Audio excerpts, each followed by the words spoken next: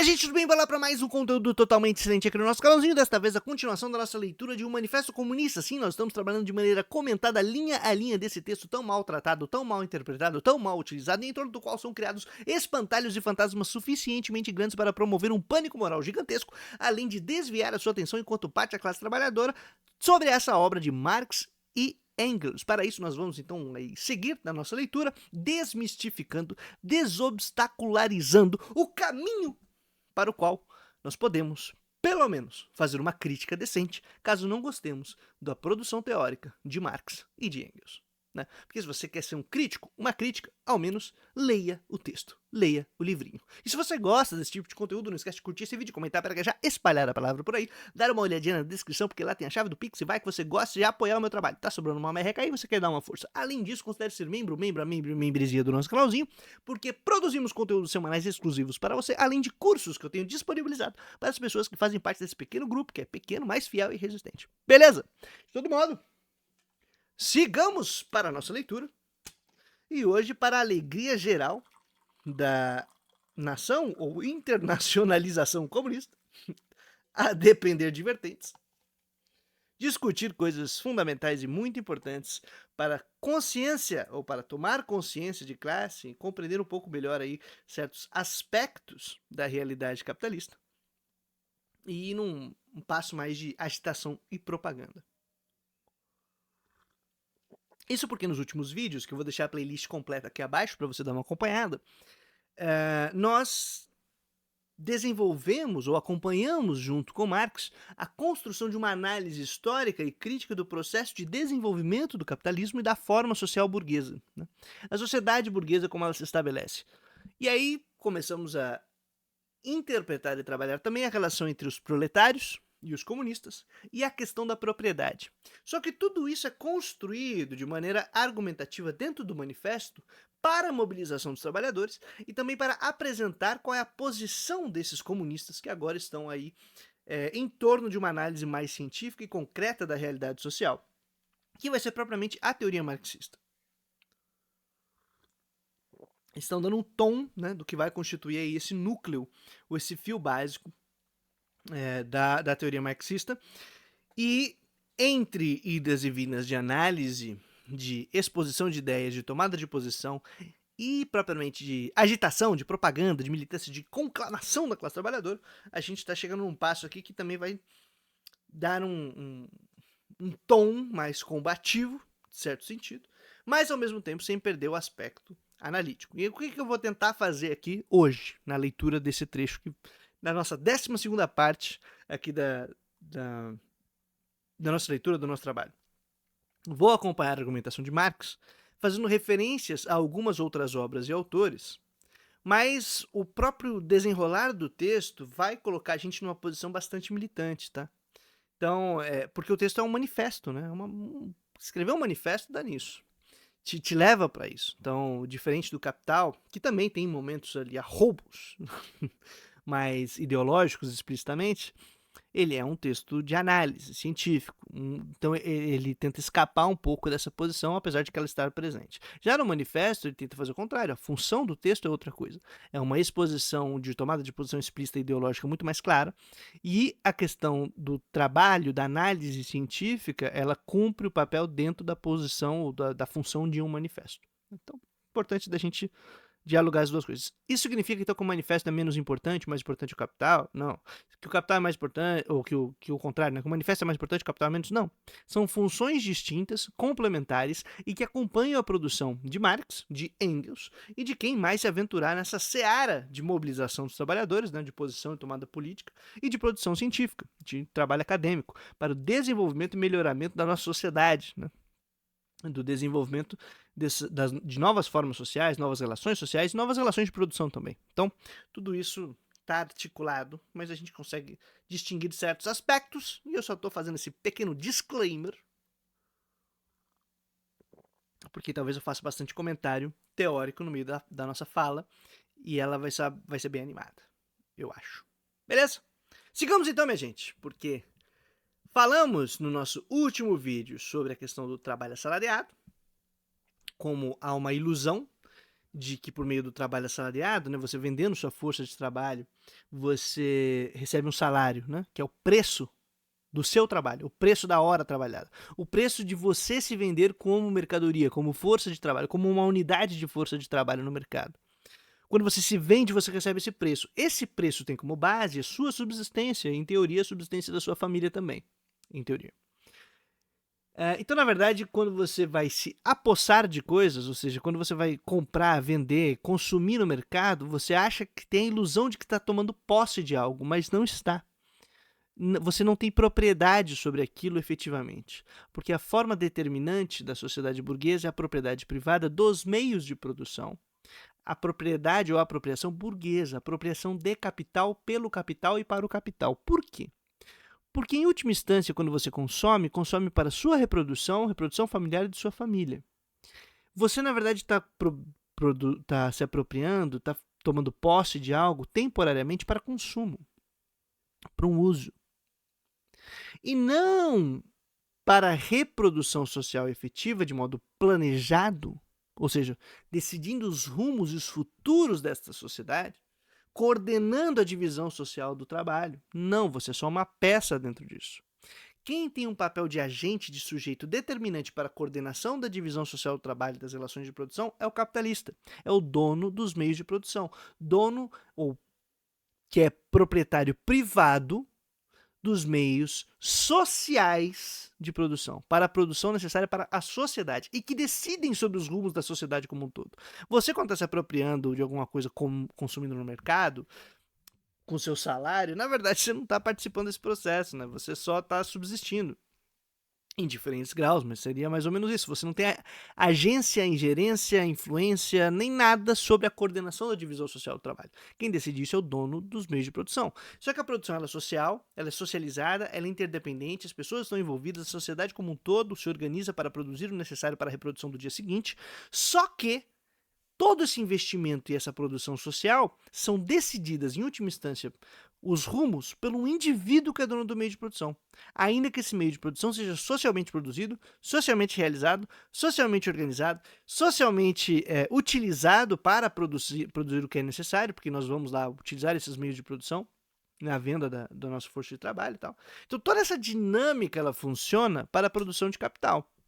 O capital que é apropriado privadamente, sob a forma de propriedade burguesa, e que é decidido seus investimentos, seus rumos, o seu próximo passo, de acordo com os interesses deste indivíduo burguês, que tem como prerrogativa ser dono do meio de produção, nada mais além disso.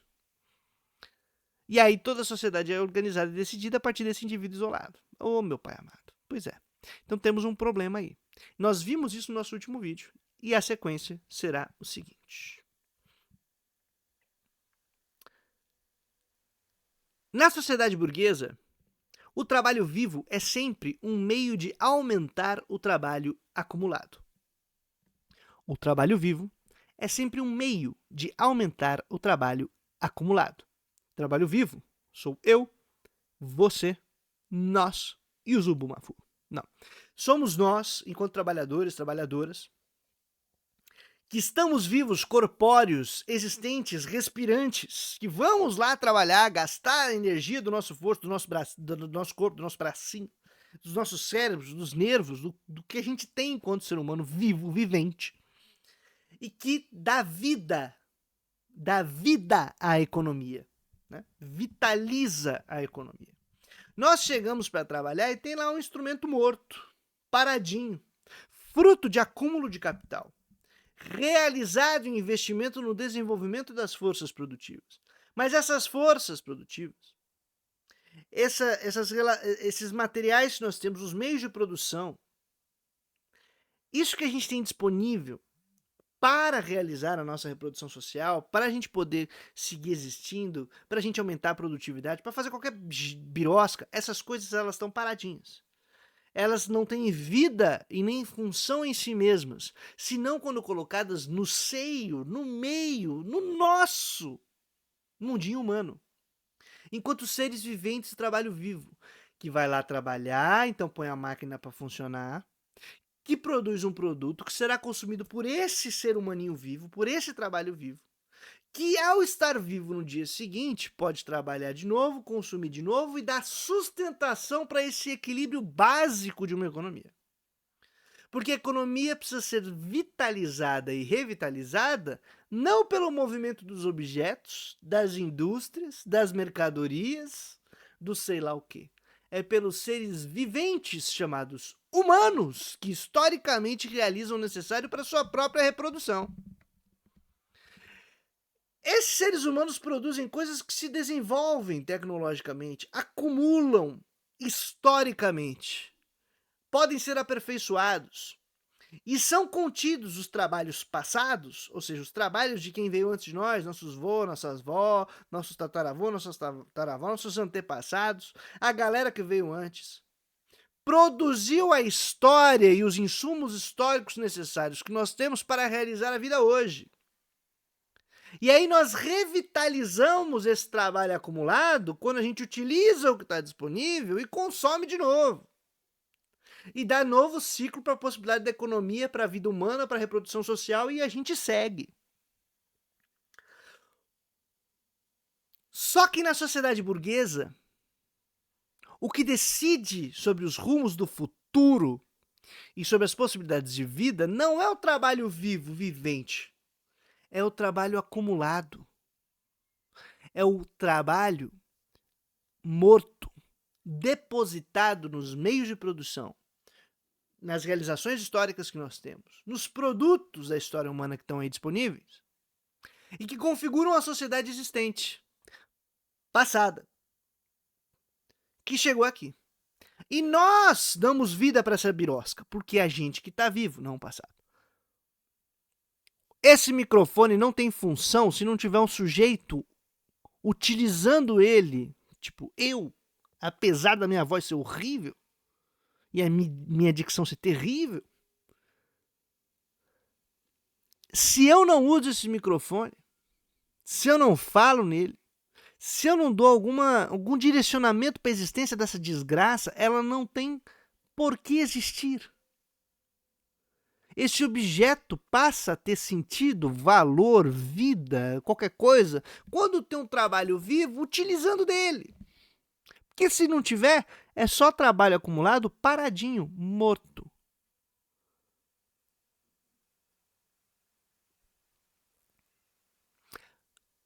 Na sociedade burguesa, a minha existência, a sua existência, a existência de nós, seres humanos viventes, como trabalho vivo, não é o centro. Não é utilizar o trabalho acumulado, o trabalho morto. Não é utilizar os equipamentos para melhorar e garantir uma produção e reprodução ampliada de vida dos seres humanos. É o contrário. Na sociedade burguesa, no modo de produção capitalista, o trabalho vivo é meio para aumentar o trabalho acumulado. Nossa vida é sugada para aumentar o trabalho acumulado. O trabalho morto come o trabalho vivo. E a sociedade burguesa utiliza todos os meios não para melhorar, potencializar e desenvolver esse trabalho vivo, para que ele permaneça vivo, para que ele seja o decisor, o crivo para as tomadas de decisão. Ela faz o contrário. O trabalho acumulado, depositado nos meios de produção, no desenvolvimento tecnológico, na acumulação de capital, de riqueza, de toda essa birosca, é o decisor. Então o trabalho acumulado decide sobre nós, e nós somos uma peça para a manutenção deste maquinário. Por que é importante perceber isso?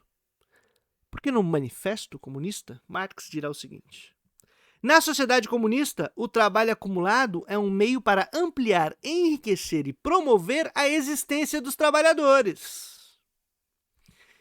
Se na sociedade burguesa o trabalho vivo é meio para aumentar trabalho acumulado, na sociedade comunista, proposta aqui, sonhada, imaginada como critério para a tomada de decisão no Manifesto Comunista, o trabalho morto, o meio de produção, o desenvolvimento tecnológico, os equipamentos que a gente tem, todo esse cacareco que é feito, é para ampliar, enriquecer e promover a existência dos trabalhadores, do trabalho vivo. É o contrário. Portanto, o capital, portanto, o meio de produção, o dinheiro, a mercadoria, o diacho que for produzido nesse modo de produção e nessa forma social, tem que atender o trabalho vivo, que são as pessoas e os trabalhadores, para enriquecer e promover a sua existência, ampliar a sua existência. E não diminuí-la. Não nós sermos explorados para ampliação e aumento de capital, sob forma de lucro, explorando o trabalhador. Será que vocês conseguem entender? Ai, que ódio que eu vou tendo. Então, como é que pode alguém ler isso e falar, não, mas faz mais sentido. Nós que somos pessoas vivas, viventes, que dão vitalidade, condição de existência e possibilidade de existência para qualquer outra forma que tiver na Terra. Qualquer objeto tem que estar a serviço desses seres humanos. Mas a gente olha e fala, não. É o contrário. O ser humano tem que trabalhar, ele tem que existir, ele tem que deixar sua vida ser sugada para aumentar número numa tela de um bilionário. Para fazer circular mais rápido um produto XY dele da casa da prego para outra, não para que seja mais fácil o ser humaninho consumir e viver melhor, não, mas é para aumentar lucro também do atravessador. Os serviços têm que decidir sobre a gente, não a gente sobre os serviços. Dentro da tradição religiosa da qual eu pertenço, o nome disso é idolatria. Quando você pega um produto da realização do trabalho humano e faz com que ele tenha mais valor, mais importância do que o próprio ser humaninho. Quando você trata um produto do trabalho do ser humano como algo que tem vida em si mesmo e decide sobre a vida dos seres humanos. Na tradição religiosa da qual eu pertenço, o nome disso é idolatria. Que é você achar que a coisa tem poder e não o ser humaninho. Que a coisa tem vida e não quem fez essa coisa.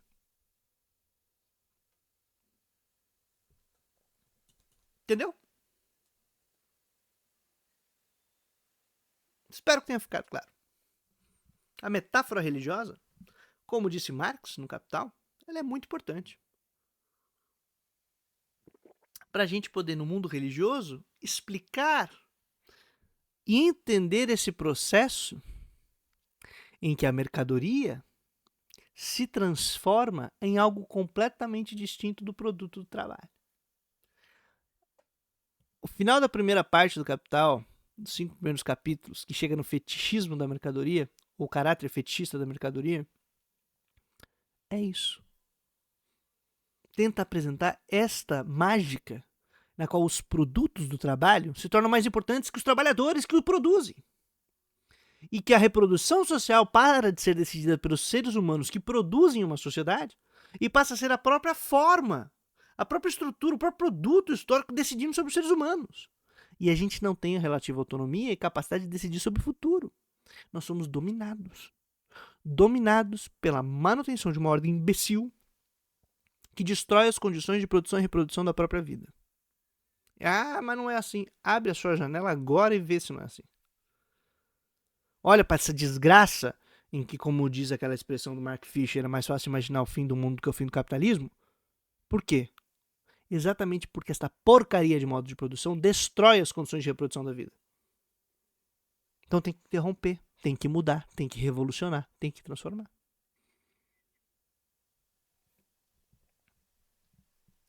Na sociedade burguesa, o passado domina o presente. Na sociedade comunista, é o presente que domina o passado. Esta frase te dá a chave militante para sacar qual é a importância de um programa que não se rebaixa e que mobiliza a classe trabalhadora, porque a única coisa que a gente tem é a vida agora, meu irmão. Meu filho, minha filha, o sobrinho, a sobrinha, a molecada. A única coisa que daria sentido para nós, enquanto trabalhadores e trabalhadoras, que não temos nada além de nossa prole, essa possibilidade de vida futura, de permanência na vida, não dá para ser na sociedade burguesa, no modo de produção capitalista. Porque nesta sociedade, o passado domina o presente, nós somos reféns de uma estrutura cujo trabalho morto é mais importante do que o trabalho vivo, cujo o trabalho de acumulação de riqueza, de capital e dessa porcaria toda é mais importante do que a vida de quem produz, de quem consome, de quem é a base e condição necessária e fundamental, indispensável para qualquer estrutura econômica. Então, a sociedade comunista é consciente disso. Portanto, organiza todas as relações de produção e as forças produtivas para fazer um ciclo equilibrado e sustentável, cujas condições de produção e reprodução da vida estejam garantidas no dia seguinte. E o centro desse processo, portanto, é o trabalho vivo, os seres humaninhos envolvidos nessa dinâmica. E não acumulação infinita e com pretensão de infinitude, como é a acumulação capitalista, que faz aproximação assintótica, se vocês gostam de matemática, fazendo essa calculabilidade imbecil, que não considera a materialidade da realidade, ao infinito. E acha que dá para explorar ao infinito, fazer lucro ao infinito, produzir ao infinito, produtividade infinita, consumo infinito, tudo infinito. Só que eu tenho uma péssima informação para vocês. O trabalho é vivo. Vivo porque somos viventes. Viventes porque estamos num mundo que é vivo, biológico, que tem limites. Não dá para ultrapassar a linha de vida-morte e achar que no dia seguinte está tudo bem. Desequilíbrio ecológico, essa crise ambiental que a gente está vivendo, esse desespero e essa insanidade, é porque dentro do sistema capitalista, da racionalidade econômica capitalista, não tem nenhum critério para limitar essa porcaria. Porque o critério não é a vida dos seres humanos, o trabalho vivo propriamente dito. É o fruto desse trabalho calcificado em produtos, em realizações passadas, e que esse trabalho morto e acumulado se torna mais importante do que nós, enquanto seres humanos vivos, que estamos decidindo sobre o futuro dos nossos dias, dos nossos filhos e das nossas filhas. Uma sociedade comunista não quer deixar esse passado engolir a gente.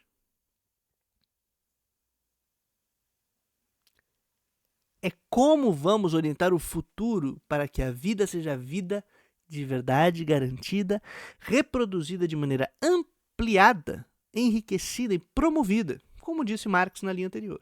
Se vocês são religiosos como eu, uma vida em abundância.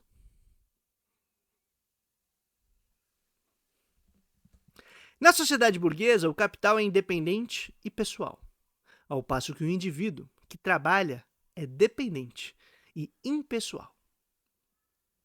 Preste atenção no que está dito aqui. Na sociedade burguesa, o capital ele é independente, ele decide, ele é o sujeito, ele é o agente. E quem é esse capital? Essas relações de produção que fazem o valor se valorizar automaticamente e que nessa dinâmica fazem com que a sociedade seja decidida pelos frutos do trabalho, pelo objeto. Que seja decidida pelo trabalho morto e acumulado e não pelo trabalho vivo, que racionalmente orienta quais serão os passos futuros. Quais serão esses passos? Enquanto o capital é independente pessoal, o indivíduo, você, pessoinha, indivíduo que quer ser livre. Ai, minha liberdade, meus direitos individual. Você, indivíduo. Você é dependente do capital, porque ele decide a coordenação da divisão social do trabalho e você é uma pecinha nessa divisão. Você é dependente. E você é só um número. É só um CPF. Só um PJ. Você é só uma carteira de trabalho vazia. Ou um MEI. Que vende o teu tempo para que esse capital seja ampliado, acumulado e reproduzido de maneira ampliada. E apropriado, decidido a partir dos interesses individuais da classe que coordena a divisão social do trabalho porque é dona dos meios de produção, o burguês, o capitalista. O sistema funciona assim. Não dá para ser defensor dessa porcaria, né? Bota a mão na consciência de classe, para entender que enquanto dependente impessoal, enquanto CPF, CNPJ, PJ, MEI, a gente está lascado. Mas enquanto classe que compreende qual é a sua posição dentro da coordenação da divisão social do trabalho, é possível transformar as relações de produção e começar a orientar o trabalho morto em favor do trabalho vivo. O trabalho acumulado, solidificado, consolidado nos objetos do trabalho como meio de produção, tecnologia, sistema, sei lá, em favor da nossa vida. E não a nossa vida entregue a essa porcaria. Mas a gente segue na leitura do próximo passo, porque a gente vai falar sobre liberdade. Liberdade! Já que o pessoal do Ancapistão gosta de liberdade, nós vamos falar então sobre a liberdade individual. No nosso próximo encontro, espero que vocês tenham curtido esse tipo de vídeo, esse tipo de conteúdo. Não esquece de curtir, comentar, espalhar a palavra por aí. Soltar para que a galera compreenda este conteúdo específico do pensamento comunista, do manifesto. E também, se quiser criticar, que critique de maneira decente, lendo o livrinho. Fiquem bem, minha gente. Até a próxima, trazendo a boa nova todo dia útil. Até a vitória final. Valeu!